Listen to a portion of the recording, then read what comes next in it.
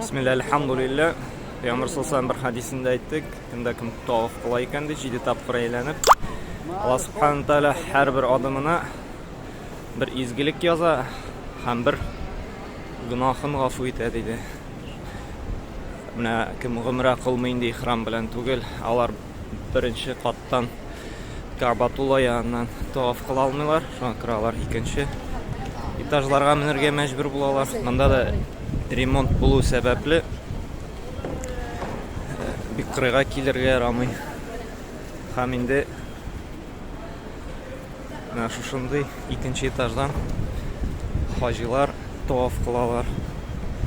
Şimdi izgilik kılalar. Allah subhanahu wa taala kılgan izgiliklerin kabullardan kılsın. Elhamdülillah kişiler pek köp tugul. Boş rahatlanıp, hoşuqluk bilen suri saybirin nasrab aytasiz zikirler